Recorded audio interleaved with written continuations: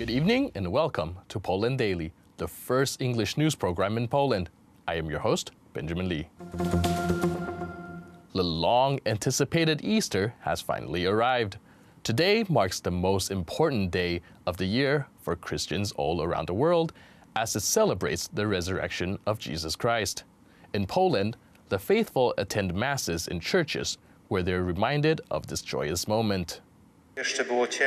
In the darkness of the night, Mary Magdalene went to the grave where she discovered that the stone seal has been removed.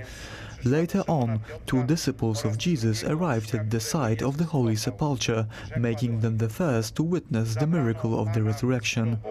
He saw and believed, as up till then they did not understand Christ's message that he was to rise from the dead. This is the celebration of Easter in Jerusalem, where hundreds of pilgrims came to the church for the Holy Mass in order to commemorate the resurrection of Jesus Christ. The Son of God was buried in the very location that later on became the Church of the Holy Sepulchre. It's really amazing how people from all over the world can be found celebrating Christianity together in the Holy Sepulchre. On St. Peter's Square in the Vatican, Pope Francis delivered the Easter message, reminding the world of the joyful news. Christ, the Lord, has risen. In the beginnings of Christianity, it was a truth spread from mouth to mouth. It was a greeting, the Lord has risen. During the address, Pope Francis also referred to current events in the world and appealed for peace. Et Spiritus Sancti descendat super vos et maneat semper. Amen. As of every year, our special charity team visited Polish families in Kresy, located on the east of the Polish border, a region that used to be a part of the country before the Second World War.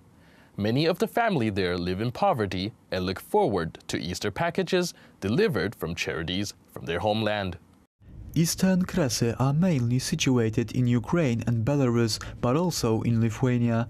Many Polish families stayed there after the Second World War, even though these areas had been given away by Churchill and Roosevelt to Stalin at the Yalta Conference and are no longer a part of Poland. Kresy w Potrzebie Polacy Polakom Foundation brings help to these Poles living in Belarus who struggle with poverty and illnesses. Often the misery of these people is too great to show on camera. However, the organizers of the action stress that providing a sense of unity is of the most importance for them. They want to show their compatriots that they have not been forgotten. How are you handling it here? The Lord and the Holy Mother help us out. Our charity team visited the area near Grodno to give our support to those in need. We wish to offer you this small gift from Poland to show you that we remember about you, and the fact that you cultivate Polish traditions here is very important to us. We respect that, and as a token of our appreciation, we are happy to give you these Easter packages.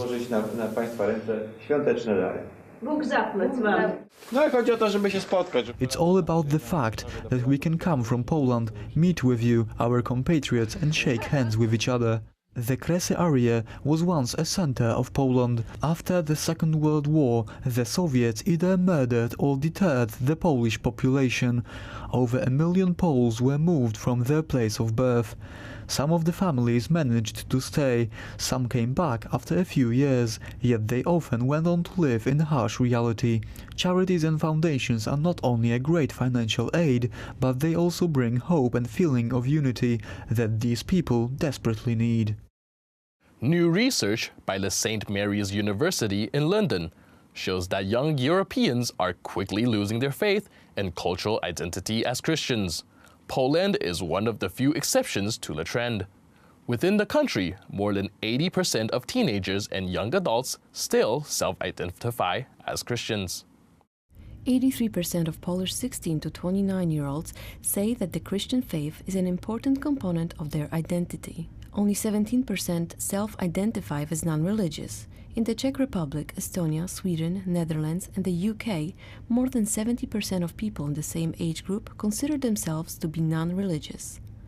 Young Poles are the most likely of all young Europeans to embrace a Christian identity. Lithuania comes in second and are followed by Slovenia, Portugal, and Ireland. Young Poles also stand out when it comes to the frequency of church attendance. Around 40% say that they go to church at least once a week. In Portugal, the number is 20%, and in Ireland, 15%. In the UK, only 7% of young adults identify as Anglican, fewer than the 10% who categorize themselves as Catholic. Young Muslims, at 6%, are about to overtake those who identify as Anglicans. The professor behind the survey, Stephen Bullivant, says that Christianity in Europe as a norm is no longer the trend and will probably be gone for good, or at least in the next 100 years. According to Bullivant, many young Europeans will have been baptized and then never darken the door of a church again. Cultural religious identities just aren't being passed on from parents to children. It just washes straight off them. Even though the survey paints a dark picture, it seems not all have been lost in Central Eastern Europe, as it serves as a beacon for a spiritual way of life instead of a materialistic one. Easter reminds us that hope must never be lost. For as dark as the road ahead of us may seem, it serves to contrast the brilliance of the light to come.